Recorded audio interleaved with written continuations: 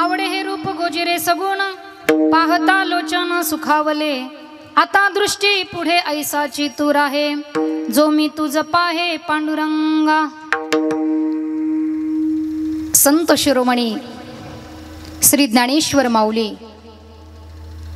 तत्वज्ञ जगद्गुरु श्री तुकाराम महाराज आणि समचरण पांडुरंग परमात्म्याच्या चरणी, श्रीमन निवृत्तीनाथांच्या चरणी आणि सिद्धिविनायकाच्या चरणी सर्वांनी जोरात टाळी वाजून अभिवादन करूया। आज या ठिकाणी आपल्या बेलू या गावामध्ये आमराई मळ्यामध्ये चालू असलेला हा अखंड हरिनाम सप्ताह आणि या सप्ताहातील अत्यंत महत्त्वाची आणि जबाबदारीची सेवा सर्व ग्रामस्थांनी माझ्याकडे दिलेली आहे। सेवेकरता उपस्थित असलेले सर्व गुणीजन मंडळी, तुम्हाला सर्वांना त्यांचा परिचय आहे, तुम्हालाच नव्हे तर अवघ्या महाराष्ट्राला ज्यांचा परिचय आहे, सर्वांच्या कानाची आणि मनाची तृप्ती करणारे, अतिशय सुंदर आवाज ज्यांचा आहे, सुंदर चाल तुम्ही ज्यांची ऐकली, या ठिकाणी ओंकारजी महाराज जगताप आणि सदानंदजी महाराज कडुळे, त्याचप्रमाणे सुंदर अशी पखवाजेची साथ ज्यांनी केलेली आहे, पवन महाराज आणि सुदर्शन महाराज। महाराज छोटे आहे पण कीर्ती मात्र महान आहे। या ठिकाणी सर्वच मोठी मोठी मंडळी या ठिकाणी उपस्थित आहे। आपल्या गावचं भूषण असणारे, संपूर्ण महाराष्ट्रामध्ये सुप्रसिद्ध कीर्तनकार म्हणून असणारे ज्ञानेश्वर माऊली या ठिकाणी उपस्थित आहे। त्याचप्रमाणे लहान लहान मुलांना परमार्थाची वाट दाखवून मोठे करणारे आमच्या गावचं भूषण असणारे पंढरीनाथ महाराज हेही या ठिकाणी उपस्थित आहे। त्याचप्रमाणे उत्कृष्ट कीर्तनकार या ठिकाणी आमचे कैलास महाराज आहे, त्यांनाही नमन करते। या ठिकाणी उपस्थित असलेले आपल्या गावचं भूषण असणारे महेश महाराज तुपे या ठिकाणी आहे। त्याचप्रमाणे अनिल महाराज आहे आणि महाराजांचं नाव शिवाजी महाराज या ठिकाणी आहे। आणि उपस्थित असलेले सर्व श्रोते, त्याचप्रमाणे संपूर्ण महाराष्ट्रामध्ये ज्यांची ख्याती आहे अशा आमच्या उन्नतीताई या ठिकाणी उपस्थित आहे आणि ज्यांच्या नियोजनातून या ठिकाणी सुंदर असा सोहळा तुम्ही करताय ते म्हणजे आमचे विकास महाराज। विकास महाराज आज या ठिकाणी कीर्तनाला हजर नाही, पण उद्या ते नक्की राहणार आहे। अतिशय विकासचं नाव काढल्याच्या नंतर मागील काही गोष्टी आपोआप आठवल्या जातात। विकास जेव्हा लहान होता, महाराज आमच्याकडे जेव्हा त्याला त्याच्या आजी बाबांनी आई वडिलांनी आणून टाकलं, तेव्हा तो फार मोठा वादक व्हावा ही अपेक्षा त्यांची नव्हती, फक्त हा चांगला सुधारावा, चांगला वागावा अशी गावची सुद्धा अपेक्षा होती। लहानपणापासून अतिशय खोडकर असणारा आमचा विकास गावामध्ये खोड्या करतो म्हणून आळंदीत आणून टाकलं। असंही आळंदीत जेव्हा मुलं तुम्ही टाकतात, घरी चांगली वागतात म्हणून टाकतात ना, घरी त्रास देतात म्हणून तुम्ही मुलांना संस्थेत आणून टाकतात। इतका खोडकर होता आमचा विकास, इतका खोडकर होता, जेव्हा आळंदीत आणून टाकला पहिलीच खोडी त्याने अशी केली, जशी कृष्णाच्या अनेक खोड्या सांगू शकतो तसं मी त्याच्या अनेक खोड्या सांगू शकते।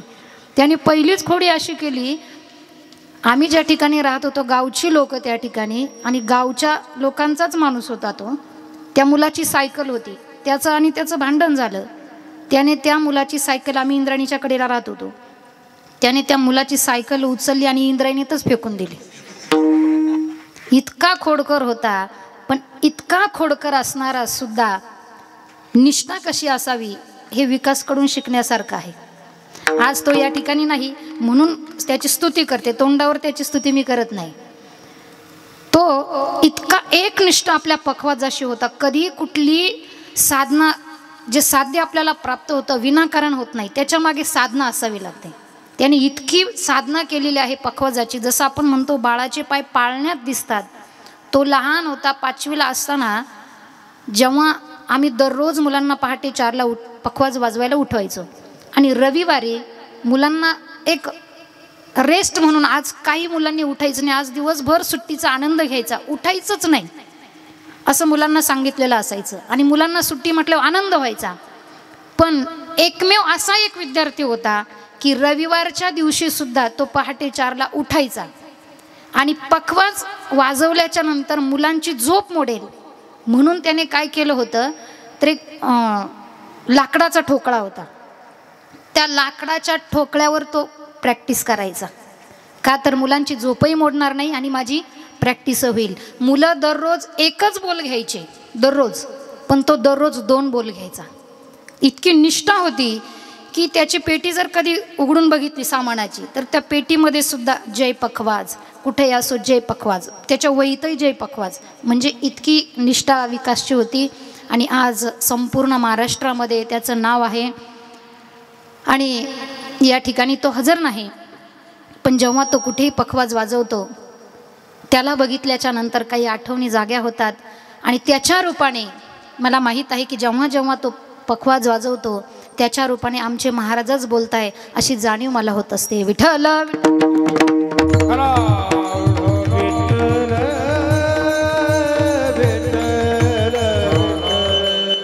सर्व श्रोत्यांना वंदन करते.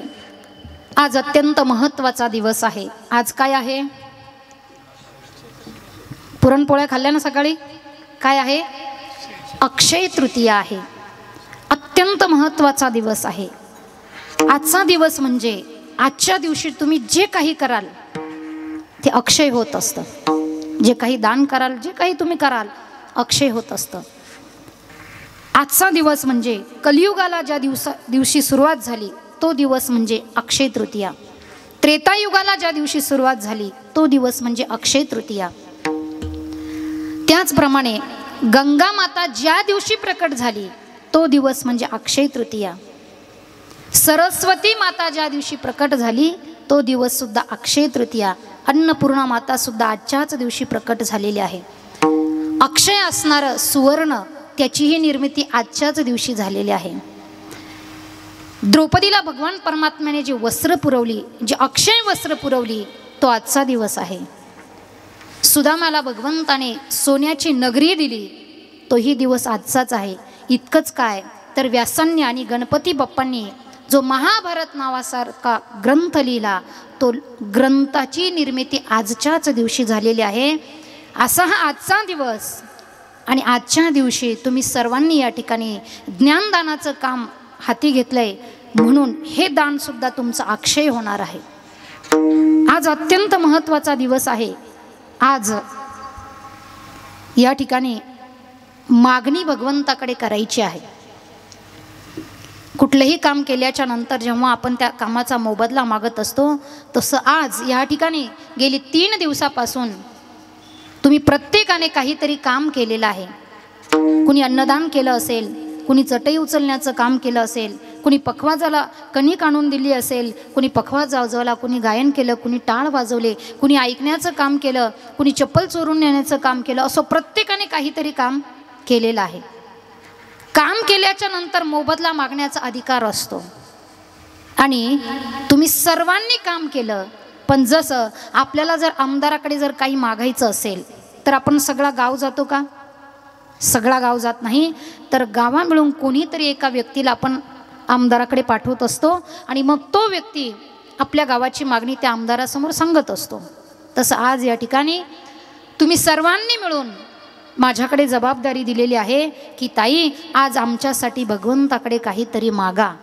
म्हणून आज मी आपल्या गावासाठी भगवंताकडे, सिद्धिविनायकाकडे प्रार्थना करेल की देवा, माझ्या या गावातील लोकांनी तुझी अतिशय निष्ठेने सेवा केलेली आहे, म्हणून यांच्या जीवनामध्ये भरपूर सुख, संपत्ती, आरोग्य यांना मिळू दे अशी प्रार्थना करायची आहे. विठ्ठल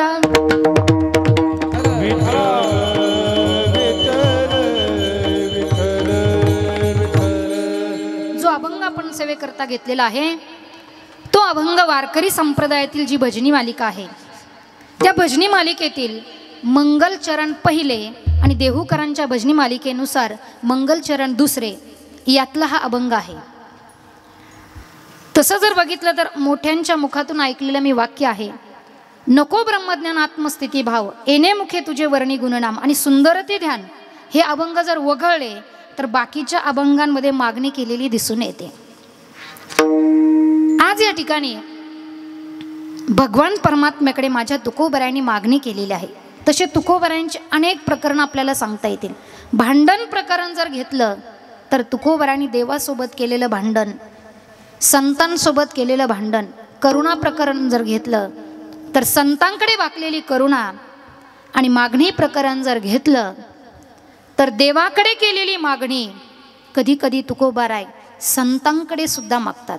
कृपाळू सज्जन तुम्ही संतजन, हेची कृपादान तुमचे मज. इतकंच काय तर कधी कधी तुकोबारायांनी या जनाच्या पायाला हात लावून सुद्धा विनंती केलेली आहे. लागोनिया पाया विनवितो तुम्हाला, लागोनिया पाया विनवितो तुम्हाला, करताळी बोला मुखी नाम, करताळी बोला मुखी नाम.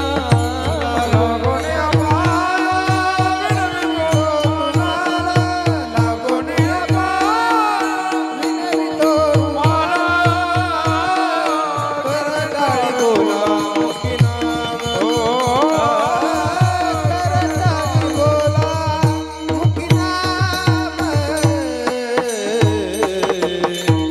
लागोनिया पाया विनवितो तुम्हाला, कर टाळी बोला मुखी नाम. आजच्या अभंगामध्ये तुकोबारायांनी जी मागणी केलेली आहे, मागणी करत असताना दोन प्रकारे मागणी केली जाते. कधी कधी संबंध अधिकारातून मागितलं जातं आणि कधी कधी सेवा अधिकारातून मागितलं जातं. आता सेवा अधिकार म्हणजे काय आणि संबंध अधिकार म्हणजे काय? नोकराने जर महिनाभर काम केलं तर महिना भरल्याच्या नंतर तो नोकर म्हणतो, मालक माझा महिना भरला, माझे 15,000 रुपये द्या. नोकर 15,000 मागतो आणि थोड्या वेळाने मुलगी येते आणि मुलगी त्या बापाला सांगते, बाबा माझी सहल जाणार आहे, मला 15,000 रुपये द्या. या ठिकाणी नोकरानेही पैसे मागितले आणि मुलीनेही पैसे मागितले, पण नोकराने जे पैसे मागितले ते सेवा अधिकारातून मागितले आणि मुलीने जे पैसे मागितले ते संबंध अधिकारातून. हा माझा बाप आहे, हा संबंध आहे. आजच्या अभंगामध्ये तुकोबारायांनी जी मागणी केलेली आहे ती कोणत्या अधिकाराने केलेली आहे? संबंध अधिकाराने. कारण शेवटचं जे चरण आहे, तुका म्हणे आम्ही मागावी लढीवाळी, पुरवावी आळी माय बाप. तुकोबारा या ठिकाणी संबंध अधिकारातून मागणी करतात. विठ्ठल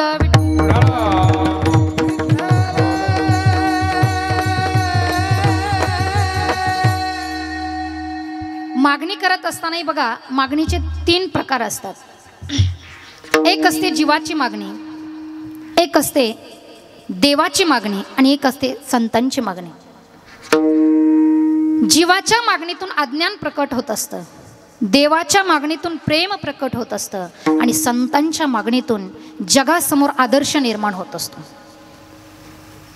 जीवाच्या मागणीतून अज्ञान कसं प्रकट होतं तर महाभारतातील प्रसंग आहे. द्वादशीचा पर्वकाळ होता आणि द्वादशीच्या पर्वकाळावर एक ब्राह्मण हस्तिनापुरामध्ये आलेला आहे आणि तो ब्राह्मण प्रत्येकाच्या दारामध्ये जातोय आणि म्हणतोय की अरे या ब्राह्मणाचं कुणीतरी पोट भरा रे, याला कुणीतरी खायला द्या रे. प्रत्येकाला असं वाटायचं की अरे द्वादशीचा पर्वकाळ आहे, ब्राह्मण पात्रही आहे, म्हणून प्रत्येक जण त्या ठिकाणी अन्न घ्यायचा आणि दारामध्ये यायचा. दारामध्ये आल्याच्या नंतर समोर त्या ब्राह्मणाचं तोंड बघितलं की प्रत्येक जण दरवाजा बंद करायचा. कारण समोर जे ब्राह्मण होते ते होते दुर्वास ऋषी. ज्या दुर्वास ऋषींना एक वेळचं भोजन करण्याकरता 60,000 खंडे अन्न लागत होतं. आता 60,000 खंड्या म्हणजे किती? आत्ताचं केजीचं माप मी तुम्हाला सांगत नाही, पूर्वीचं माप मी तुम्हाला सांगते. पूर्वीच्या काळी एक चिकटं असायचं 2 चिकट्यांचा एक आठवा असायचा, 2 आठव्यांचा एक आजीबाई, 2 आठव्यांचा एक शेर, 2 शेराची एक बोला आदेली, 2 आदेलीची एक पायली, 16 पायलीचा मन आणि 20 मनाची खंडी. अशा 60,000 खंड्या, हिशोब करा, घरी जाऊन करा. इतकं अन्न एक वेळचं भोजन करण्याकरता दुर्वास ऋषींना लागत होतं. तुम्ही म्हणाल दुर्वास ऋषी एवढं अन्न पचवत कसे होते? असं सांगितलं जातं की दुर्वास ऋषी आणि भीमदादा यांच्या पोटामध्ये वडवाळ नावाचा अग्नी होता आणि तो अग्नी ते अन्न पचवायचा. आणि तसंही काही माणसांचा आहार भरपूर असतो, काही माणसं भरपूर खात असतात. आपण जर बघितलं तर आपल्या वडिलांपेक्षा आपल्या आजोबांचा आहार जास्त आहे, आजोबांपेक्षा पणजोबा जास्त खातात. असं जर करत करत त्यांच्यापर्यंत गेलो तर तितका आहार असूही शकतो. काही माणसं मी अशी बघितलेली आहे की पोटभर जेवण झाल्याच्या नंतर 70 गुलाबजाम खाणारी माणसं मी बघितलेली आहे. मला तरी वाटतं पुढच्या वर्षी आपल्या सप्ताहात त्यांना इथं आणावं, एवढं खाणारी सुद्धा माणसं आहे. प्रत्येकाला असं वाटायचं की आपण जर यांना जर अन्न देऊ शकलो नाही तर दुर्वास ऋषी म्हणजे अतिशय क्रोधिष्ठ ऋषी, आणि यांचं जर पोट भरलं नाही तरी आपल्याला श्राप देतील. मग हात दाखवून अवलक्षण मागून घेण्यापेक्षा दरवाजा बंद केलेला बरा. प्रत्येक जण दरवाजा बंद करू लागला, कोणीच त्यांना आतमध्ये घेत नाही. पण एक पठ्ठ्या असा भेटला, त्याने 1 नाही 2 नाही तब्बल 4 महिने दुर्वास ऋषींना आपल्या घरी ठेवून घेतलं. तो म्हणजे दुर्योधन. तसं तर 2च महिने ठेवून घेतलं, पण संन्यासाचे त्या ठिकाणी दिवस आणि रात्र दोन्ही धरले जातात म्हणून 4 महिने म्हटलेलं आहे. 4 महिने ठेवून घेतलं आणि दुर्वास ऋषी प्रसन्न झाले. कारण ब्राह्मणाला जर संतुष्ट करायचं असेल तर ब्राह्मणम भोजनम प्रिया, ब्राह्मण हा भोजनाने संतुष्ट होत असतो. दुर्वास ऋषी दुर्योधनावर प्रसन्न झाले आणि दुर्योधनाला सांगतात की दुर्योधना, मी तुझ्यावर प्रसन्न आहे, तुला काय मागायचं असेल माझ्याकडे मागून घे. जीवाची मागणी किती अज्ञानमूलक असते ते मी तुम्हाला समजावून सांगते. आता या ठिकाणी दुर्योधनाने जर हस्तिनापुराचं राज्यही मागितलं असतं तरी त्याला मिळालं असतं. कारण माझे ज्ञानोबाराय सांगतात की ब्राह्मण जर प्रसन्न झाला तर त्रिभुवनही तुम्हाला देऊ शकतो, आणि क्रोधिष्ठ झाला तर त्रिभुवन जाळूही शकतो. आता ब्राह्मण प्रसन्न झालाय, याने हस्तिनापुराचं राज्य मागितलं असतं तर मिळालं असतं. पण जीवाची मागणी इतकी अज्ञानमूलक आहे. तो दुर्योधन म्हणतो ऋषीवर, तुम्ही जर खरंच माझ्यावर प्रसन्न झाला असाल तर तुम्ही एक काम करा, माझे भाऊ पांडव वनवासात आहे, तुम्ही तिथे जा आणि त्यांच्याकडे 1 वेळचं भोजन मागा. कारण त्याला माहीत होतं ते भोजन देणार नाही आणि हे क्रोधिष्ठ ऋषी आहे, हे श्राप देतील. जीवाची मागणी अज्ञानमूलक आहे. दुर्वास ऋषी म्हणतात दुर्योधना, तुझी मागणी केलेली आहे ना, त्या मागणीत तुझंही कल्याण नाही आणि माझंही कल्याण नाही, पण तुझं खाल्लेलं आहे म्हणून मला तुझं ऐकावं लागेल. आणि मग दुर्वास ऋषी जेव्हा पांडवांकडे जातात, म्हणजे जीवाची मागणी अज्ञानमूलक आहे पण देवाच्या मागणीतून प्रेम प्रकट होत असतं. देवाच्या मागणीतून प्रेम कसं प्रकट होतं तर जेव्हा दुर्वास ऋषी पांडवांकडे गेले, मध्यरात्र झालेली आहे, पांडवांकडे गेल्याच्या नंतर धर्मराजाने बघितलं आणि धर्मराजाला दुर्वास ऋषी सांगतात की धर्मा, मला भूक लागलेली आहे, खायला काहीतरी दे. धर्मराजाने द्रौपदीकडे बघितलं, कारण अन्न बनवणारी कोण आहे? द्रौपदी आहे. द्रौपदीकडे जेव्हा बघितलं, ती द्रौपदी होती महाराज. मध्यरात्री कुणीतरी आपल्या घरी जेवण करायला आलंय. मला सांगा महिला मंडळ, तुमच्याकडे जर मध्यरात्री कुणी जेवण करायला पाहुणा आला तर तुम्ही फार चांगलं बोलणार का? तुम्ही हेच म्हणणार, तुम्हाला काही कळतं का, काही अक्कल आहे का, एवढ्या रात्री पाहुणे बोलावतात का? पण लक्षात घ्या, संकट समयी भार्याम परीक्षा, पतीच्या संकट काळामध्ये पत्नीची खरी परीक्षा असते. द्रौपदीनं सांगितलं की ऋषींना सांगा तुम्ही स्नान करून या, मी भोजन तयार करून ठेवते. ऋषी स्नानासाठी गेले पण द्रौपदीला चिंता पडली की अरे आपल्याकडे तर एक मनुष्य जेवेल एवढे सुद्धा अन्न नाही, दुर्वास ऋषींना तर 60,000 खंडे अन्न लागतं, काय करावं? संकटामध्ये आपल्या भावाला आवाज दिला, कोठे गुंतलासी द्वारकेच्या राया, वेळ का सखया लाविला. भगवान परमात्मा एका क्षणात द्रौपदी जवळ हजर झाले. पण आल्याबरोबर भगवान परमात्मा द्रौपदीला म्हणतात, द्रौपदी मला फार भूक लागलेली आहे, मला अगोदर खायला काहीतरी दे.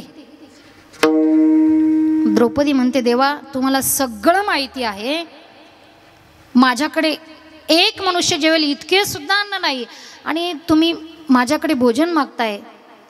भगवान परमात्मा म्हणतात, द्रौपदी तसं चालणार नाही, माझा नियम आहे, अगोदर काहीतरी घेतो आणि मग देत असतो. घेशी तेव्हा, देशी म्हणजे ती देशी नाही बरं का, घेशी तेव्हा काहीतरी घेतो आणि मग देत असतो.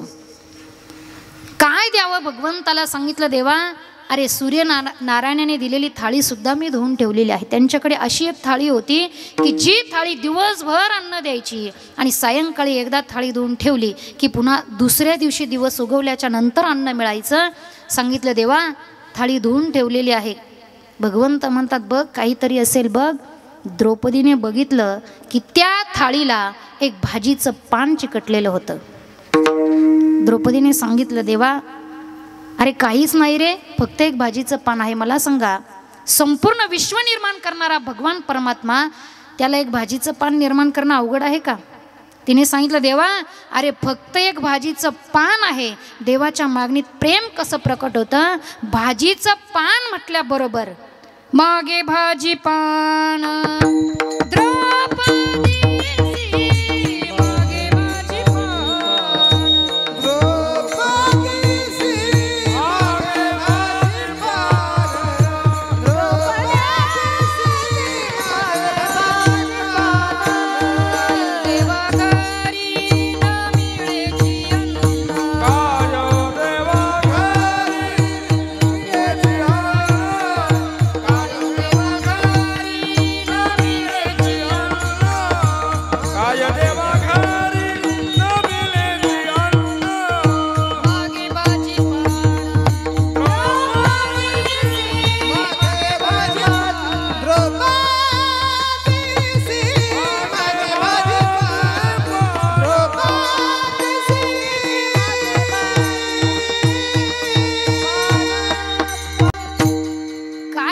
घरी न मिळेची अन्न, मागे भाजीपान द्रौपदीसी. मला सांगा, देवाच्या घरी अन्न नव्हतं का? 56 प्रकारचे भोग खाणारा भगवान परमात्मा आज द्रौपदीकडे भाजीचं पान मागतोय. याचं कारण देवाच्या मागणीत प्रेम प्रकट होत असतं. विठ्ठल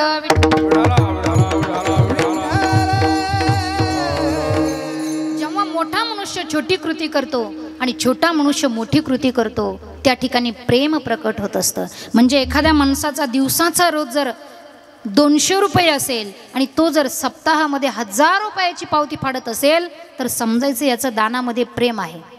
आणि एखादा मनुष्य दिवसाला लाखो रुपये कमवत असेल आणि सप्ताहामध्ये जर चटई उचलण्याचं काम करत असेल तर समजायचं याचं सुद्धा या ठिकाणी प्रेम आहे. छोटा मनुष्य मोठी कृती करतो आणि मोठा मनुष्य छोटी कृती करतो तेव्हा प्रेम प्रकट होतं. भगवान परमात्मा भाजीचं पान मागतोय, याचा अर्थ देवाच्या मागणीमध्ये प्रेम प्रकट होतं. विठ्ठल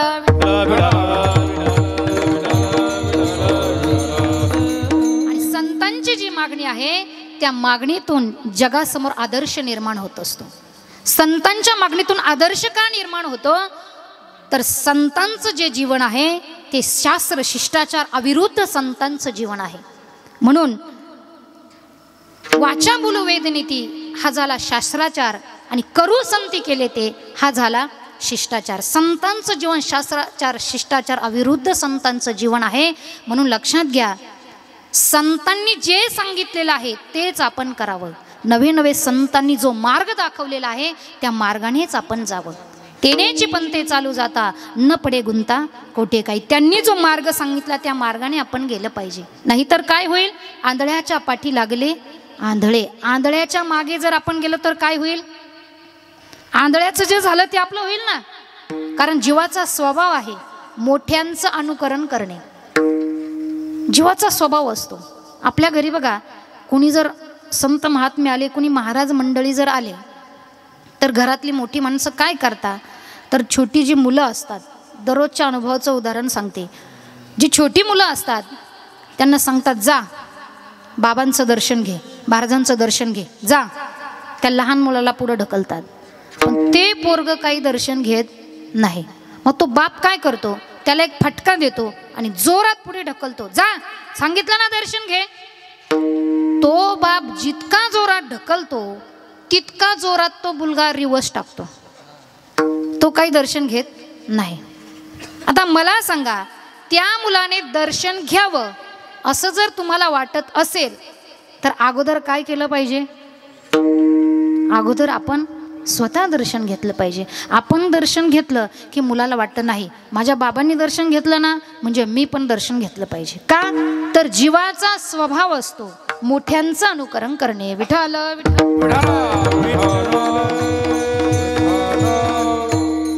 शनिवार वाड्यातील सुंदर असा प्रसंग आहे. शनिवार वाड्यामध्ये नाना फडणवीस नावाचं व्यक्तिमत्व राहत होतं. हे नाना फडणवीस म्हणजे राजकारणामध्ये अत्यंत हुशार, पण कधी जर तलवार हातामध्ये दिली तर लटलट लटलट कापायचे. या नाना फडणवीसांच्या त्या शनिवार वाड्यामध्ये अरब देशातून एक घोड्याचा व्यापारी आला आणि त्याने 2 घोड्या घेऊन आलेला होता. आणि त्या ज्या घोड्या होत्या नानांसमोर हजर केल्या आणि नानांना सांगितलं, म्हटले नाना, ह्या ज्या 2 घोड्या आहेत ना, या घोड्यांमध्ये एक आई आहे आणि एक मुलगी आहे. मला सांगा आई कोणती आणि मुलगी कोणती. कारण त्या ज्या घोड्या होत्या अगदी सारख्याला वारक्या होत्या. सारख्याला वारक्या म्हणजे आपल्या भाषेत सांगते सेम टू सेम. आता लक्षात आलं असेल, कारण आपली सगळी लोक आता सगळे इंग्लिशकडेच पळायला चालले, सगळे इंग्लिशकडे पळतात, मराठीकडे कोणी यायला तयार नाही. एकतर बरं झालं आपल्या मराठी भाषेला अभिजात दर्जा मिळाला आहे, सगळी माणसं इंग्लिशकडे जात आहे. माझ्या एका मैत्रिणीने मला सांगितलं, फार मराठीचा अभिमान बाळगतेस, मी काही तुला इंग्लिश शब्द मोबाईलवर पाठवते. आता मोबाईलचं युग आलं ना, सगळी माणसं मोबाईलमध्ये असतात. तिने सांगितलं, काही मी शब्द तुला इंग्लिशमध्ये टाईप करून पाठवते, त्याचं ट्रान्सलेशन भाषांतर करून मला तू मराठीत सांग. तिने मला पहिला शब्द पाठवला, स्कूल. स्कूलला काय म्हणतात मराठीत, काय म्हणतात, शाळा. मी पाठवलं शाळा. तिने पुढचा शब्द पाठवला, ॲम्ब्युलन्स. ॲम्ब्युलन्सला काय म्हणतात, सगळे बोला माझ्याशी, रुग्णवाहिका. तिने पुढचा शब्द पाठवला, रेल्वे. काय म्हणतात, आगीनगाडी नाही म्हणत, आगगाडी पण नाही म्हणत, अग्निरथही नाही म्हणत, बसलेले सांगितलं तरी चालेल, आगगाडी नाही म्हणत. आता जोपर्यंत तुम्ही सांगत नाही तोपर्यंत मी पुढे जात नाही. ट्रेन तर इंग्लिश झाला, रेल्वे पण नाही म्हणत. रेल्वेला मराठी शब्द आहे, आता जसं लक्ष देऊन ऐकताय ना कीर्तन, तसंच कीर्तन ऐकायचं. रेल्वेला मराठी शब्द आहे लोहपथगामिनी. मी पाठवलं लोहपथगामिनी. महाराजांनी उत्तर बरोबर दिलं होतं, महाराज हुशार आहे. पुढचा शब्द तिने मला पाठवला, दंडदीप. दंडदीप पुढचा शब्द मला पाठवला तिने, मी तिला अगोदर मराठीत पाठवला. तिने मला सांगितलं होतं ट्यूबलाईट. ट्यूबलाईटला मी पाठवलं दंडदीप. तिने पुढचा शब्द मला पाठवला, सिम कार्ड. सिम कार्डला काय म्हणतात मराठीत, मी विचार केला, खरंच सिम कार्डला काय म्हणत असतील. डिक्शनरी बघावी तर डिक्शनरी अगोदर तयार झाली आणि सिम कार्ड नंतर आलं होतं. काय करावं, मोठ्यांचं वाक्य मी ऐकलेलं होतं की कीर्तनकाराने अगोदर घटवावं, त्याला ते कीर्तनात आठवावं, त्याने लोकांना ते पटवावं, आणि असे काही आडवं बोलणारे रुमणे भेटले काही काही खूप आडवं बोलणारे असतात. असे जर भेटले तर त्यांना कटवावं. आता मी विचार केला हिला कटवायचं कसं, मग मी माझं डोकं चालवलं. तिला सांगितलं सिम कार्डला मराठीत शब्द आहे संपर्क सूत्र चिपिका. विठ्ठल विठ्ठल.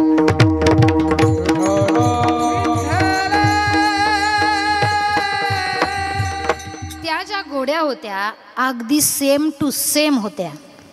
आणि मग नानांना जेव्हा सांगितलं, नाना सांगायच्यात मुलगी कोण आणि आई कोण, नानांनी सांगितलं एक काम करा, ह्या ज्या घोड्या आहे ह्या मुळामुठा नदीवर घेऊन चला. नानांनी सांगितलं, त्या व्यापाऱ्याने सांगितलं, म्हटल्यावर सकाळीच त्यांना स्नान घातले. नाही म्हटले, तुम्हाला प्रश्नाचं उत्तर हवं असेल तर तुम्ही नदीवर घेऊन चला.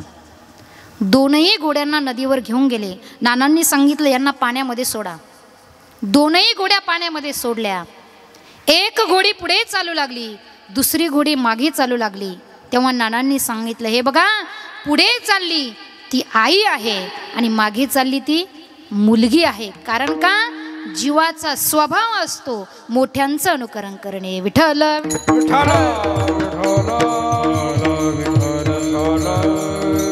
मोठं कुणाला म्हणायचं तर साधू थोर जाना, साधू थोर जाना, साधू थोर जाना कलियुगी. संतांनाच मोठं म्हणायचं आहे आणि त्यांनी जे सांगितलेलं आहे त्याच मार्गाने आपण चालायचं आहे.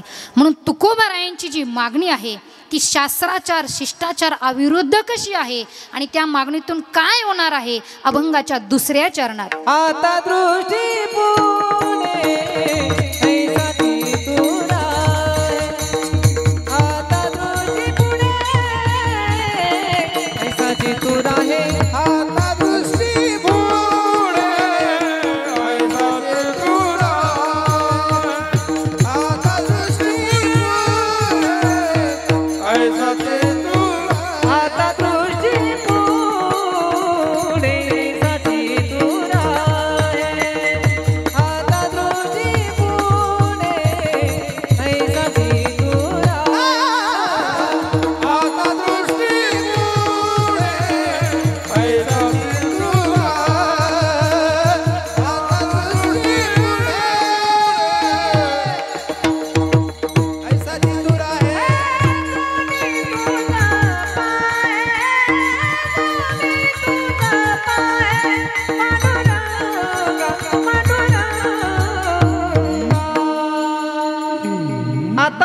दृष्टी पुणे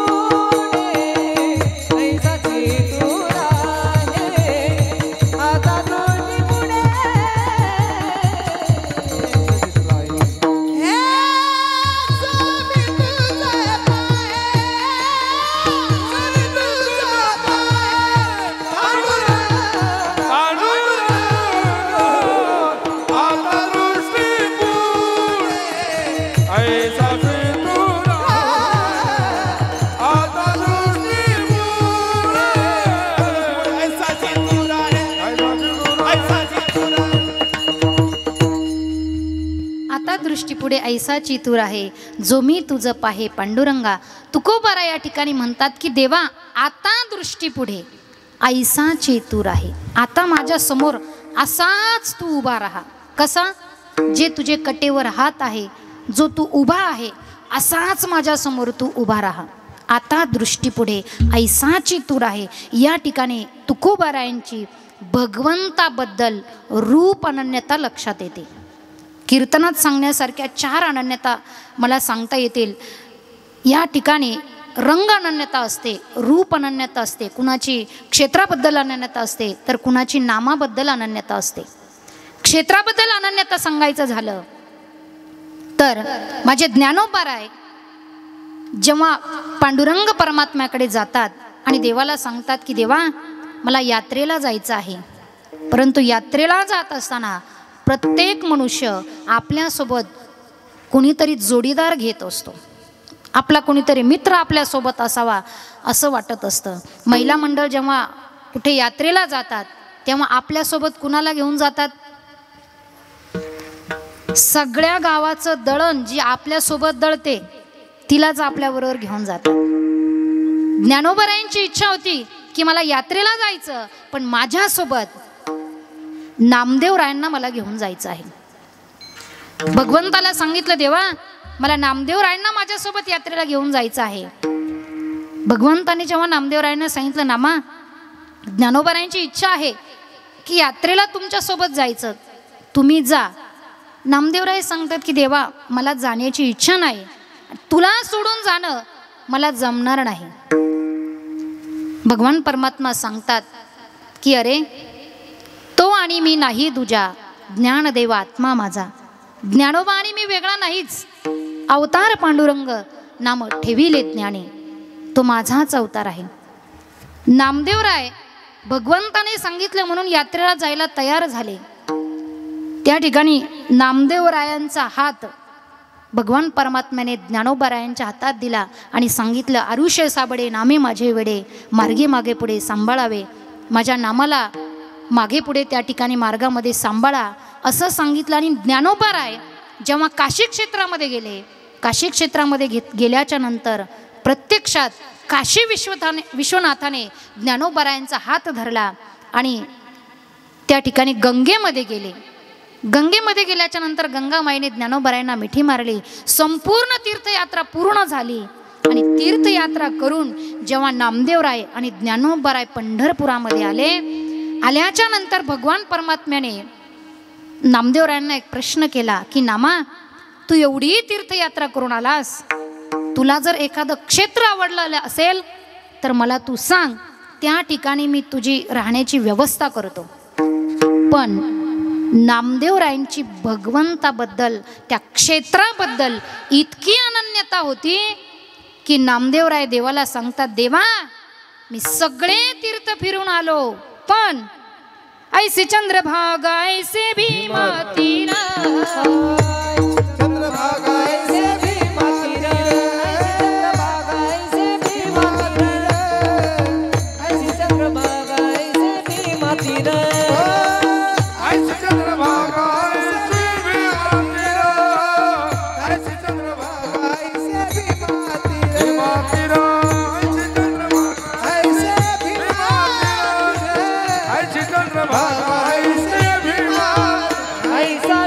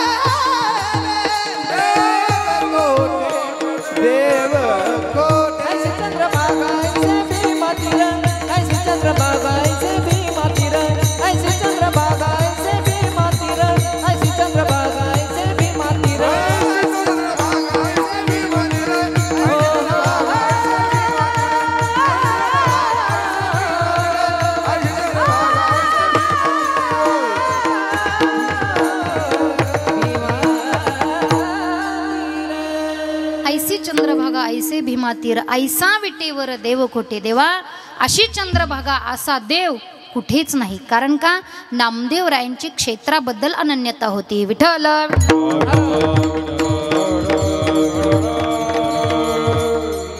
रंग अनन्यताबद्दल सांगायचं झालं तर गोकुळामध्ये एक गोमाई नावाची गवळण होती. गोकुळा माझी गोमाई गवळणी, तिच्या सुना 4 जणी. ती जी गवळण होती तिला 4 सुना होत्या. पण तिच्या ज्या सुना होत्या त्या दररोज काय करायच्या तर भगवान कृष्णांना लोण्याचा गोळा नेऊन देत असायच्या. आणि त्या सासूला ते आवडत नव्हतं.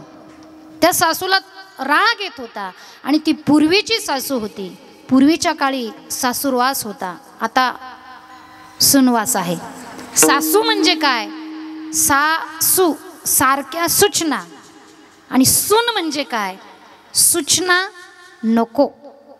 असं पूर्वीच्या काळी होतं. पूर्वीच्या काळी फार वेगळं होतं.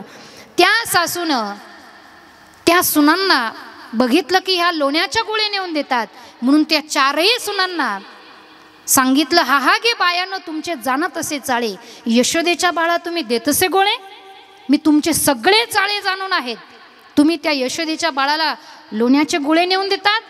त्या सासूने काय केलं तर त्या 4ही सुनांना घरामध्ये कोंडून ठेवलं आणि बाहेरून कुलूप लावलं आणि दारामध्ये ती येऊन बसली. आतमध्ये ह्या गवळणी बसलेल्या होत्या. मनामध्ये विचार करू लागल्या की दररोज कृष्णाला आपण लोण्याचे गोळे नेऊन देतो, आज आपला कृष्ण आपल्याला भेटणार नाही. आणि अत्यंत अंतकरणापासून भगवंताला त्या गवळणींनी आवाज दिला. आणि अंतकरणापासून जेव्हा आपण आवाज देतो ना, तो भगवंतापर्यंत तो आवाज जात असतो.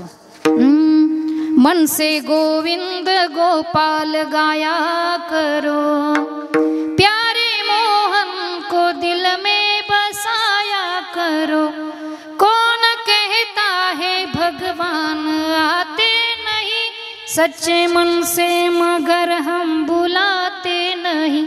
गोपियों की तरह तुम बुलाया करो, प्यारे मोहन को दिल में बसाया करो. कोण म्हणता भगवान परमात्मा येत नाही? त्या गोपींनी भगवंताला आवाज दिला. आणि आवाज दिल्याबरोबर तो अंतकरणातील आवाज भगवंतापर्यंत पोहोचला. आणि मग भगवंताने काय केलं तर एका कासारणीचं रूप घेतलं. आणि ते रूप घेत असताना भगवंताने स्वतःचा पितांबर सोडला आणि भगवंत लुगडे नेसले. भगवंताचे काळे केस होते, भगवंताने काळे केस पांढरे केले. आपण पांढरे केस काळे करतो, पण देवाने काळे केस पांढरे केले.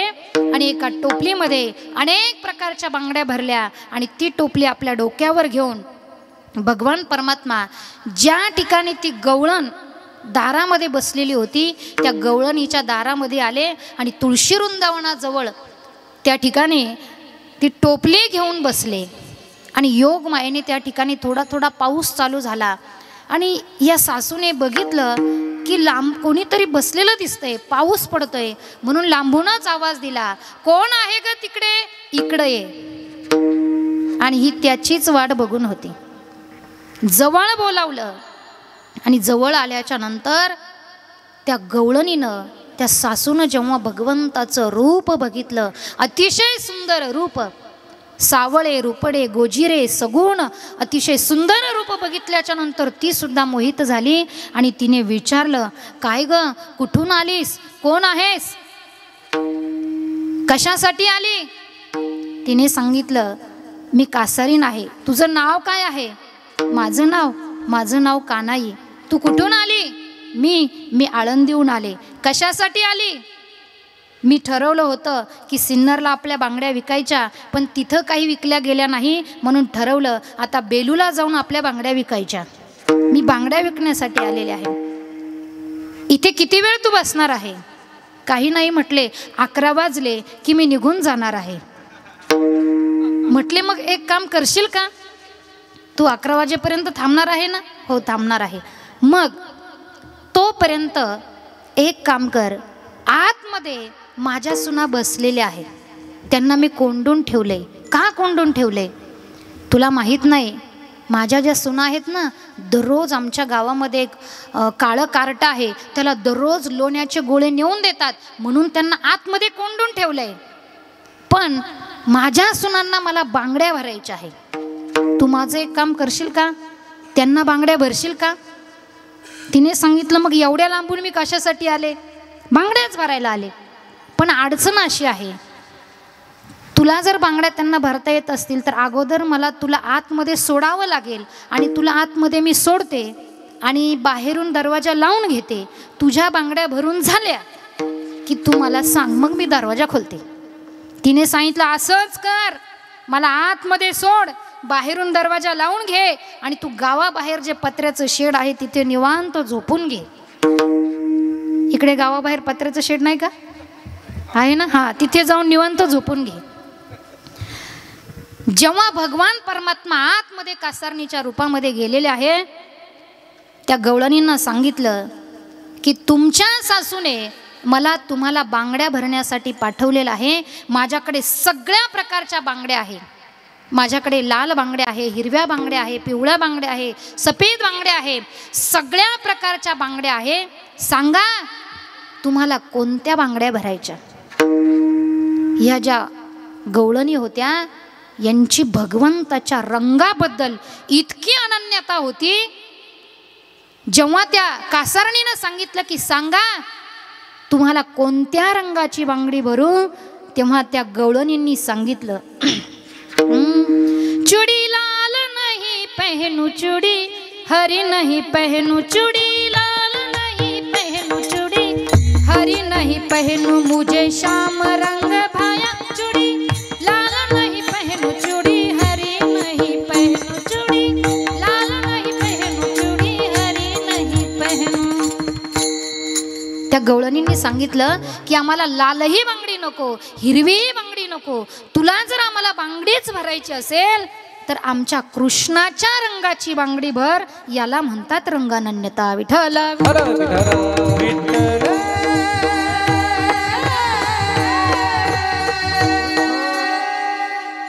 तशी तुकोबारायांची सुद्धा भगवंताबद्दल, भगवंताच्या रूपाबद्दल अनन्यता आहे। म्हणून तुकोबाराय सांगतात की आता दृष्टी पुढे ऐसा चेतूर आहे।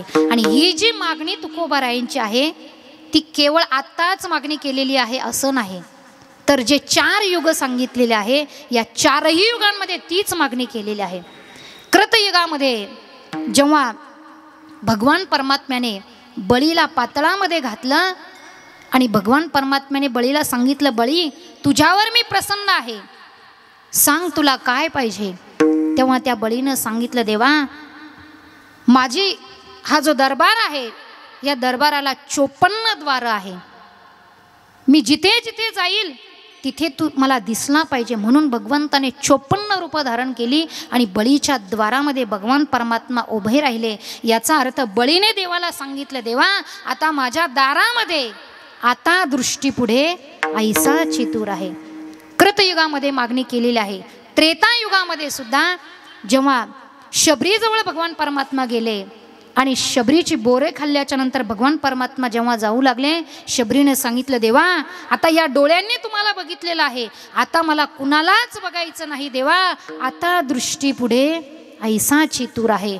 पुन्हा द्वापार युग आलं आणि द्वापार युगामध्ये सुद्धा भीष्माचार्य जेव्हा शरपंजरी पडलेले होते भगवान परमात्मा जवळ उभे होते आणि तेव्हा सुद्धा भीष्माचार्यांनी देवाला सांगितलं देवा आता दृष्टी पुढे ऐसा चेतूर आहे। आणि पुन्हा आलं कलियुग। कलियुगामध्ये सुद्धा कलियुगातील सरसेनापती असणारे पुंडलिकराय, या पुंडलिकरायाने सुद्धा भगवान परमात्म्याला सांगितलं देवा आता दृष्टी पुढे ऐसा चेतूर आहे, आता माझ्या समोर असाच उभा राहा। माझे तुकोबाराय सुद्धा सांगतात देवा माझ्या समोर असाच उभा राहा, असाच उभा राहा। याचं कारण काय, याचं उत्तर काय, अभंगाच्या प्रथम चरणात रूप गोजरी सगुण आवडे रूप गोजरी सगुण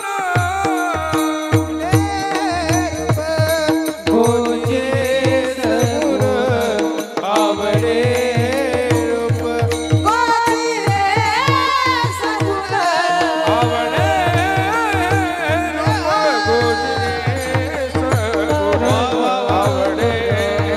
रूप गोजरी सगुण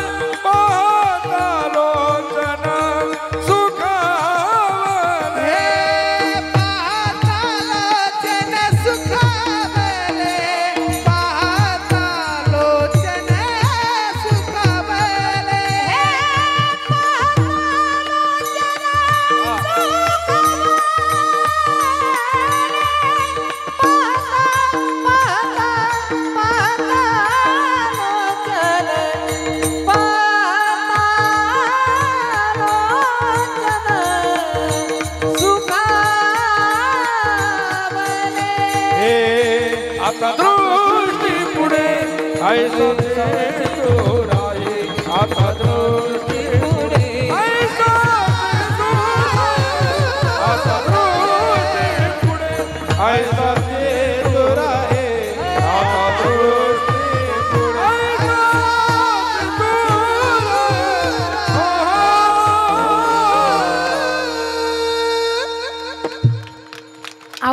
रूप गोजिरे सगुण पाहता लोचन सुखावले. तुकोबाराय सांगतात की देवा तू माझ्यासमोर उभा का राहा. तर याचं उत्तर तुकोबाराय सांगतात की आवड. आवडे हे रूप, तुझं रूप मला आवडतं. ते रूप कसं आहे? गोजिरा आहे. पुढे काय म्हणतात? सगुण आहे. गोजिरा आहे म्हणजे काय? गोजिरा म्हणजे काय? गोजिरा म्हणजे जो सुंदर आहे. तुकोबाराय या ठिकाणी जे वर्णन करताय ते कुणाचं वर्णन करताय? कुणाचं वर्णन करताय? पांडुरंगाचं. आणि काय म्हणतात तो कसा आहे? गोजिरा आहे. गोजिरा म्हणजे सुंदर. आता मला सांगा, पांडुरंग परमात्मा खरंच सुंदर आहे का? आता तुमच्या समोर मूर्ती आहेच आहे, खरंच सुंदर आहे का? रंग कसा आहे? काळा. काळा मनुष्य सुंदर असतो का? तुम्ही माझ्याकडे बघू नका. मी जरी सावळी असेल पण त्याच्या इतकी काळी नाही. तो कसा आहे माहिती आहे का? ठाईचाची काळा, अनादी बहु काळा, इतका काळा आहे. महाराज आमच्या घरामध्ये सगळे गोरे आहे. माझी आई गोरी, वडील गोरे, माझा भाऊ तोही गोरा आहे, माझी बहीणही गोरी आहे, सगळे गोरे, फक्त मीच सावळी आहे. मी माझ्या आईला विचारलं, आई घरात सगळे गोरे, मीच का ग सावळी? आईने सांगितलं, तुझा जन्म आषाढ शुद्ध एकादशीला झाला म्हणून माझे कान सुद्धा पांडुरंगासारखे. कानाकडे बघू नका, मी देवाशी माझा संबंध लावत असते, असं काही नाही. आईने सांगितलं, अगं तुझ्या जन्माच्या वेळी मला तव्यावरची, आपल्याकडे खरवड म्हणतात, तव्यावरची खरवड खावीशी वाटली होती. मी म्हटले तवा तरी ॲल्युमिनियमचा घ्यायचा ना. म्हणून काळा मनुष्य सुंदर असतो का? काळा मनुष्य सुंदर नसतो. तरी तुकोबाराय म्हणतात की तो कसा आहे? गोजिरा आहे, सुंदर आहे. पुढे काय म्हणतात? तो सगुण आहे. सगुण आहे, त्याच्याकडे गुण आहे. मला खरं सांगा, कीर्तनाला येणं चांगलं की वाईट? चांगलं. आणि कीर्तनाला आल्याच्या नंतर दुसऱ्याच्या चपला चोरून नेणं, तुम्ही हसले म्हणजे एकतर तुमची चप्पल गेली, नाहीतर पुढचं तुम्ही बोला विठ्ठल विठ्ठल.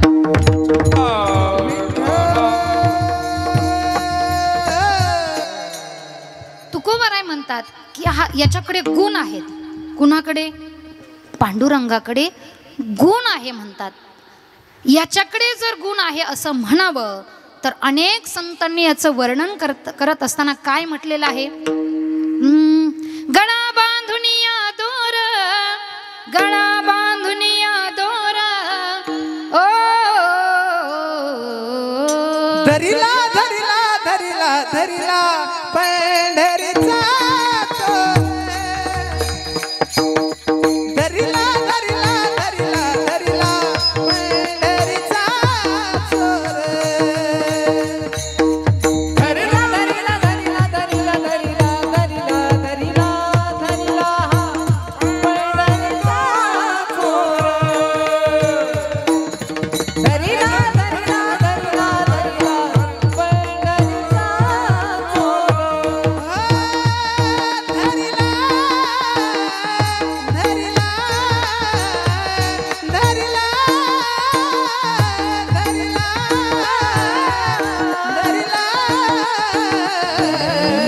पंढरीचा धरिला धरिला धरिला धरिला पंढरीचा चोर धरिला धरिला धरिला धरिला पंढरीचा चोर गळा बांधुनिया दोर बांधुनिया दोर धरिला धरिला धरिला धरिला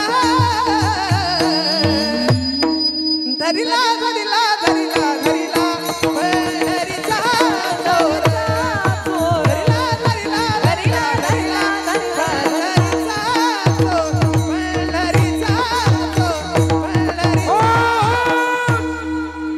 उगाच महाराजांना डायमंड म्हणत नाही.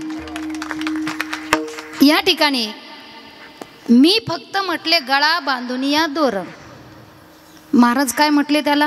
धरिला पंढरीचा चोर, ते त्याला चोर म्हटले. तुम्ही तरी ढिले पडले का? तुम्ही सुद्धा काय म्हटले? चोर. मग तो खरंच चोर आहे का? नाही म्हणावं तर संतांनी वर्णन केलंय ना, धरिला पंढरीचा चोर. मग संतांचं वाक्य चुकीचं आहे का? संत त्याला चोर म्हटले. तो काळा आहे, म्हणजे काळा मनुष्य चांगला सुंदर नसतो आणि चोरटा मनुष्य गुणवान नसतो. म्हणजे याचा अर्थ मी सांगते ते खरं आहे. तुकोबरायांचं खरं आहे का? तुकोबरायांचं खरं आहे का? तुकोबरायांचं खरं आहे तर तुम्ही मग काळा मनुष्य सुंदर असतो का? काळा मनुष्य सुंदर असतो? चोरटा मनुष्य गुणवान असतो का? मग कुणाचं खरं? तुकोबरायांचं खरं की माझं खरं? माझं खोटं आहे का? काळा मनुष्य सुंदर असतो का? सुंदर असतो. तुम्ही सांगितलं काळा मनुष्य सुंदर नसतो. चोरटा मनुष्य गुणवान असतो का?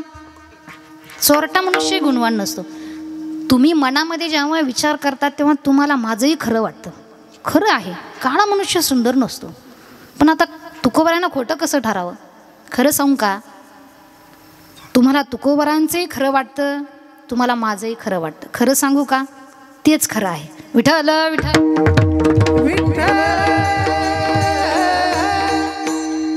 जेव्हा बुद्धी पुरस्कर विचार सुरू होतं, बुद्धी मनामध्ये विचार करते की खरंच ज्ञानोबरायांनी भिंत चालवली असेल का?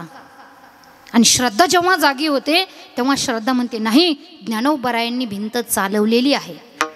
आज वारकरी संप्रदायासमोर आव्हान आहे की बुद्धी आणि श्रद्धा यांचा समन्वय साधण्याचं मोठं आव्हान वारकरी संप्रदायासमोर आहे. भगवान परमात्मा सुंदर आहे, तो काळा आहे आणि सुंदर आहे. तुकोबरायांना तो सुंदर दिसला याचं कारण असं आहे की बघा, एखाद्या बाईचा मुलगा असा असतो, अतिशय काळा डूस पोरगा असतो, चकणे डोळे असतात, शेंबडा असतो, दात त्याचे विचित्र असतात. आणि तो छोटासा मुलगा अतिशय काळा डूस पोरगा जेव्हा त्या आईकडे येतो तेव्हा ती आई त्या बाळाला उचलून घेते आणि म्हणते माझा सोन्याचा तुकडा. 90,000 रुपये तोळा. खरंच हा सोन्याचा तुकडा आहे का हो? ढेकळात टाकला तर सापडणार नाही. पण त्या आईला तो सोन्याचा तुकडा वाटतो का? तर ते बाळ त्या आईची आवड आहे. ते बाळ त्या आईला आवडतं म्हणून ती त्याला सोन्याचा तुकडा म्हणते. तसं भगवान परमात्मा तुकोबारायांना आवडतात म्हणून तुकोबाराय म्हणतात आवडे हे रूप गोजिरे. पुढे सगुण म्हणतात. सगुण म्हणजे मी तुम्हाला सांगितलं की चोरटा मनुष्य गुणवान नसतो.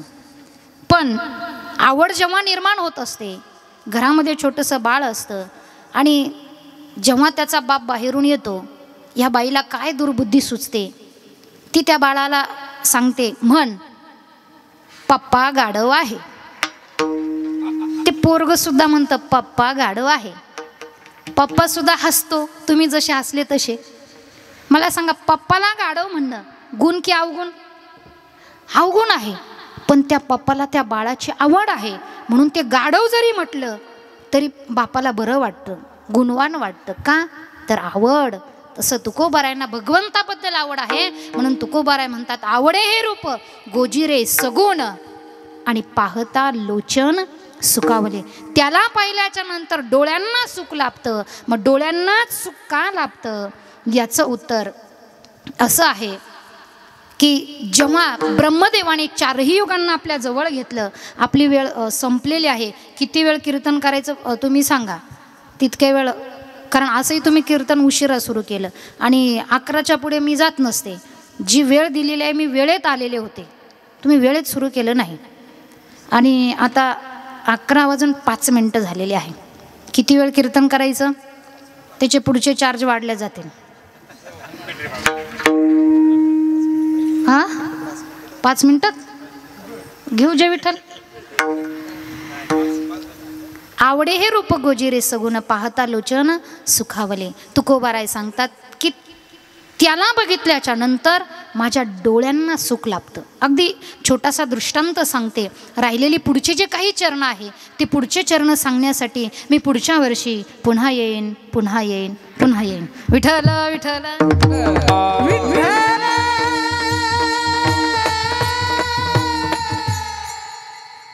चारही युग जेव्हा ब्रह्मदेवाच्या जवळ आले तेव्हा त्या युगांना ब्रह्मदेवाने विचारलं, कृतयुगाला विचारलं, का रे तुझ्या युगामध्ये जर कुणी पाप केलं तर तू त्याचं फळ कुणाला देशील? कृतयुगाने सांगितलं, माझ्या युगामध्ये जर एकाने पाप केलं तर त्याचं फळ मी पृथ्वीला भोगायला लावेल. म्हणून एका हिरण्यक्षाने पाप केलं आणि सगळी पृथ्वी रसातळाला गेली. त्रेतायुगाला विचारलं, का रे तुझ्या राज्यात कसं आहे? त्याने सांगितलं, माझ्या राज्यात जर एकाने पाप केलं तर त्याच्या सगळ्या नगराला मी भोगायला लावेल. म्हणून एका मंथरेनं पाप केलं आणि संपूर्ण अयोध्या त्या ठिकाणी दुःख सागरात बुडाली. द्वापाराला विचारलं, तुझं कसं आहे? त्याने सांगितलं, माझ्या नगरामध्ये जर एकाने पाप केलं तर त्याच्या कुळाला मी भोगायला लावेल. म्हणून एका सांबाने पाप केलं आणि संपूर्ण यादव कुळ नष्ट झालं. कलियुगाला विचारलं, तुझं कसं आहे रे बाबा? त्याने सांगितलं, माझ्या युगामध्ये जो पाप करेल तोच भोगेल. इतकंच काय, त्या माणसाच्या शरीराचा जो अवयव पाप करेल त्या अवयवालाच मी भोगायला लावेल. विठ्ठल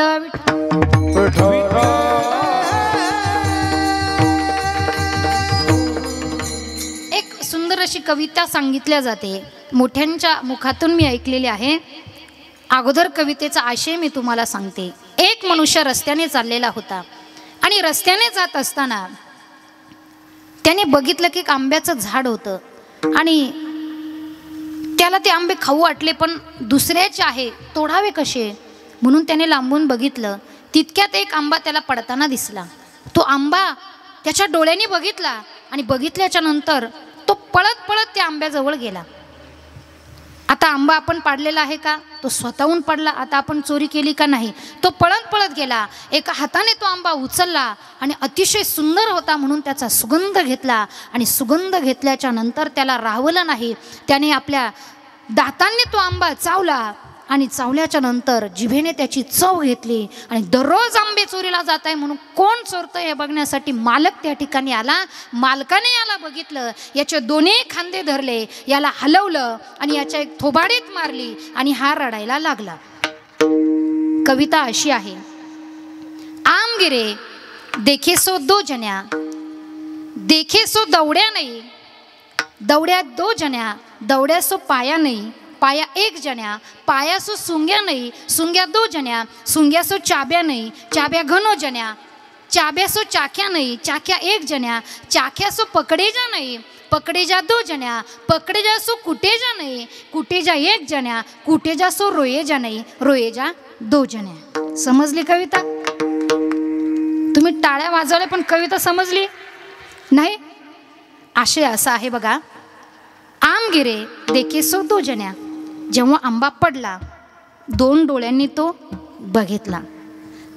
देखे सो दौड्या नाही, ज्या दोन डोळ्यांनी तो बघितला ते डोळे पळाले का? दौड्या दो जण्या, दोन पाय पळाले. दौड्या सो पाया नाही, जे पाय पळाले त्या पायाने तो उचलला का? पाया एक जण्या, एका हाताने तो आंबा उचलला. पाया सो सुंग्या नाही, ज्याने उचलला त्याने सुगंध घेतला का? सुंग्या दो जण्या, दोन नागपुड्यांनी सुगंध घेतला. सुंग्या सो चाब्या नाही, ज्याने सुगंध घेतला त्याने चावला का? चाब्या घनो जण्या, 32 दातांनी तो चावला. चाब्या सो चाख्या नाही, ज्या दातांनी तो चावला त्यांनी चव घेतली का? चाख्या एक जण्या, एका जिभेला त्या ठिकाणी चव मिळाली. चाख्या सो पकडेजा नाही, ज्या जिभेने चाकला तिला पकडलं का? पकडेजा दो जण्या, दोन खांदे त्याच्या पकडले. पकडेजा सो कुटेजा नाही, ज्याला पकडलं त्याला मारलं का? कुटेजा एक जण्या, एका गालामध्ये दिली. कुटेजा सो रोयेजा नाही, ज्याला मारलं ते रडलं का? रोया दो जण्या. कोण रडलं? दोन डोळे रडले. मला खरं सांगा, आंबा बघण्याचं पाप कुणी केलं होतं? 2 डोळ्यांनी पाप केलं होतं. या कलियुगामध्ये जे पाप करील त्यालाच भोगावं लागेल. केले कर्म झाले त्याची भोगाले. केले कर्म झाले त्याची भोगाले. केले कर्म झाले त्याची भोगाले.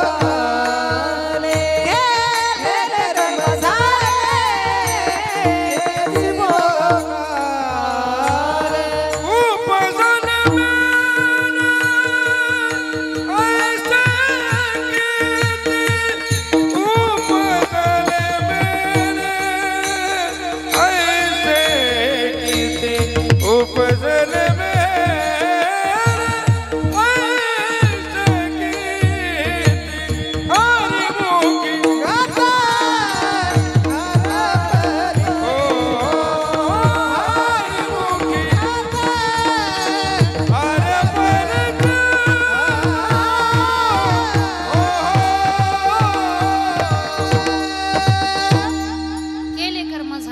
भोगाले.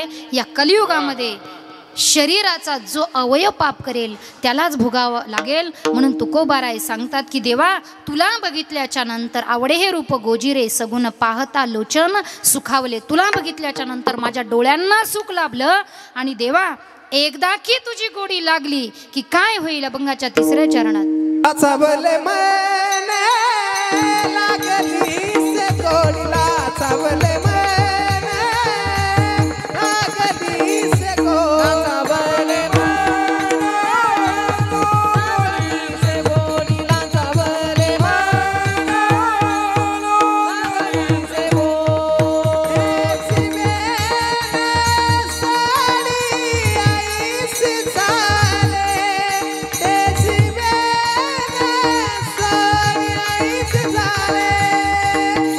आता दृष्टी पुणे ऐसाची तुराय.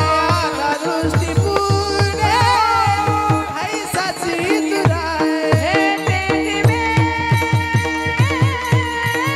सोडी ऐसे झाले. तेरी सोडी ऐसे झाले. आता दृष्टी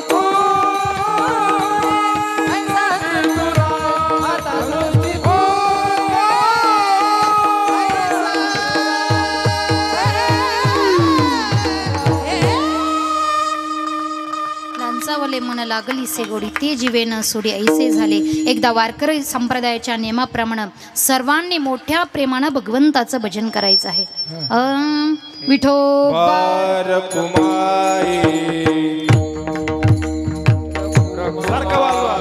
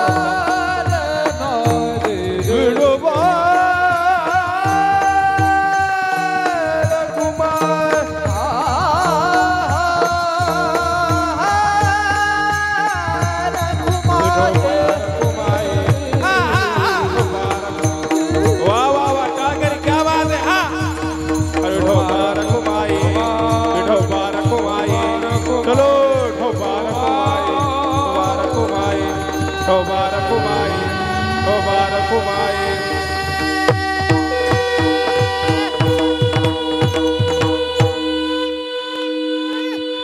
लांचा वले म्हण लागली से गोडी ते जीवे न सोडी ऐसे झाले. अगदी 2 मिनिट भजन करायला लावलं तर कुणीच भजन केलं नाही. उशीर झाला का? अगदी आता या ठिकाणी मी पुढे भजन म्हणते. बसलेल्यांनी सर्वांनी 2 मिनिट फक्त माझ्या मागे भजन करायचं आहे. महाराजांचं म्हणणं आहे तुम्हाला पोळ्या जास्त झाल्या, पण तुमच्या पोळ्या किती आवाज काढू शकतात हे तुम्ही त्यांना दाखवून द्या. सर्वांनी हात वर करा आणि सुंदर असं भजन सर्वांनी करायचं आहे. आणि आपलं असं आहे, आपल्याला जर भजन पटलं तरच कीर्तन सुटलं, नाहीतर सकाळी तांबडं फुटलं. बघा काय करायचं आहे. सगळ्यांनी हात वरती करा. महिला मंडळ तुमचा उमेदवार इथं उभा आहे, हात वरती करा. निवृत्ती राया निवृत्ती राया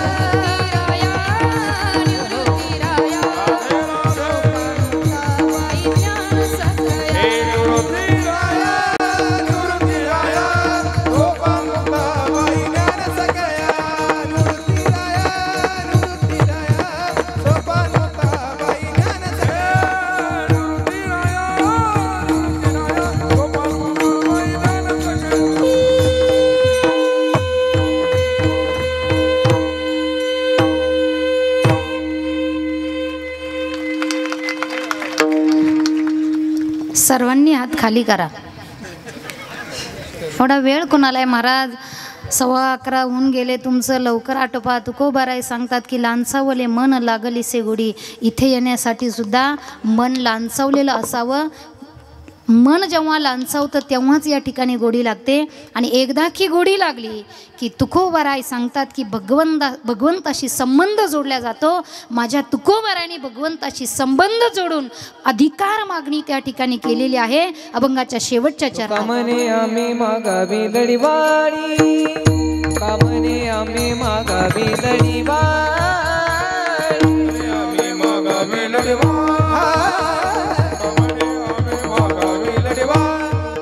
पुरवावी आडी माय बाबा, पुरवावी आडी माय बाबा. आता दृष्टी पुढे ऐसाची तुरा आहे, आता दृष्टी पुढे ऐसाची तुरा, आता दृष्टी पुढे ऐसाची तुरा, दृष्टी पुढे ऐसाची तुरा, ऐसाची तुरा, ऐसाची तुरा. तुका म्हणे आम्ही मागावी लढीवाडी, पुरवावी आळी मायबाप. तुकोबारा या ठिकाणी देवाला मायबाप म्हणतात. आणि मायबाप म्हणून तुकोबारा देवाकडे मागणी करतात की देवा आवडे हे रूप गोजिरे सगुण, पाहता लोचन सुखावले. आता दृष्टी पुढे ऐसाची तूर आहे, जो मी तुझ पाहे पांडुरंगा. लांचावले मन लागली से गोडी, ते जीवेन सोडी ऐसे झाले. ज्ञानेश्वर माऊली, ज्ञानराज माऊली, माऊली ज्ञानेश्वर माऊली, ज्ञानेश्वर माऊली, ज्ञानेश्वर माऊली.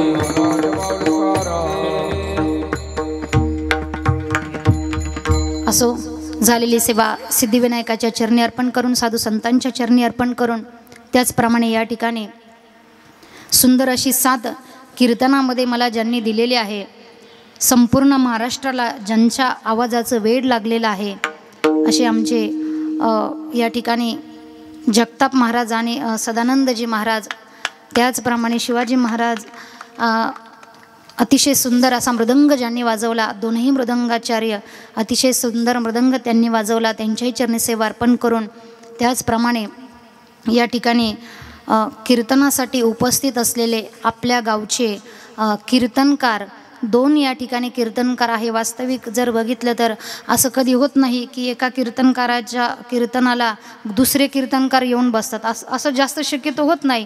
पण महाराज येऊन बसले, महेश महाराज आहे. आणि या ठिकाणी ज्यांनी मला वेळोवेळी फोन केला असे आपले नवीन कीर्तनकार समाधान महाराज या ठिकाणी आहे, पंढरीनाथ महाराज आमचे या ठिकाणी आहे, कैलास महाराजही या ठिकाणी उपस्थित आहे, आमच्या उन्नतीताई आहे. म्हणजे 4-5 कीर्तनकार या ठिकाणी माझ्यासमोर बसलेले आहे. म्हणजे माझी परीक्षा घ्यायला आलेले असतील असं मला वाटतं. पण ठीक आहे, कधीतरी कुणीतरी परीक्षक असावं. आणि उपस्थित असलेले तुम्ही सर्व श्रोते या ठिकाणी आहात. सुंदर असं नियोजन आमच्या विकासने केलेलं आहे. आणि सुरुवातीलाच मी तुम्हाला सांगितलं त्याच्या खोड्या, पण आज अतिशय संपूर्ण महाराष्ट्रामध्ये ज्याचं नाव आहे असे आमचे विकासदादा या ठिकाणी नाही, पण उद्या ते येणार आहे. माझा निरोप त्यांना पोचवा की ताईने सांगितलं तुम्ही फक्त आता या गावात येऊन दाखवा. या ठिकाणी सुंदर नियोजन संपूर्ण गावकऱ्यांनी केलेलं आहे. या ठिकाणी भजनी मंडळी आहे, अनिल महाराज आहे, महेश महाराज आहे. आणि या ठिकाणी हे छोटे छोटे वारकरी या ठिकाणी आहेत. 2 तास उभं राहणं एवढी सोपी गोष्ट नाही. 2 तास तुम्ही बसलेले असतात. कसे बसतात? कधी एक पाय वर करतात, कधी दुसरा पाय, कधी दोन्ही पाय वर करून बसतात. असं शारीरिक व्याधी असतात, बसतात हे महत्त्वाचं आहे. कारण आपल्या गावची लोकसंख्या भरपूर आहे, पण इथं सगळे आहे का? एवढेच लोक आपल्या गावात आहे? भरपूर आहे, पण तुम्ही येतात हेच मोठं भाग्य आहे. कसेही बसा पण कीर्तनाला येत जा. 2 तास ही मुलं उभी राहिली.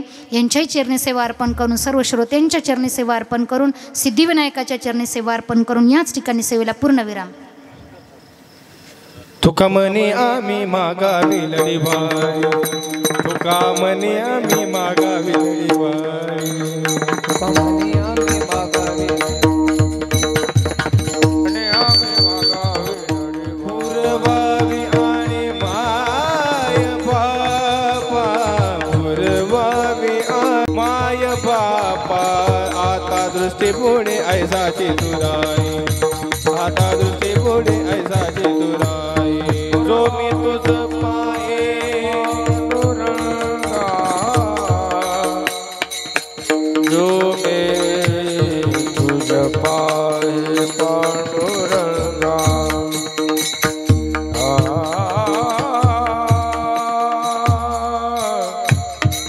जो मी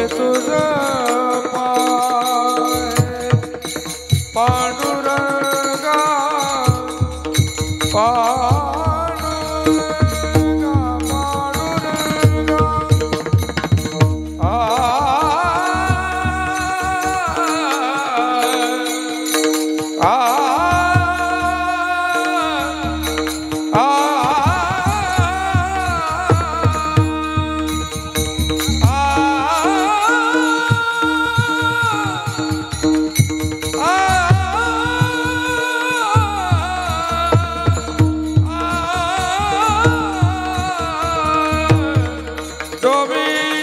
पाये पांडुरंगा, जो मी तुझ पाये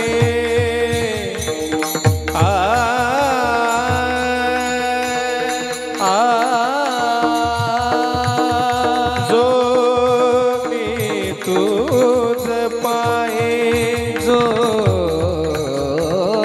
मी तुझ पाये, जो मी तुझ पाये,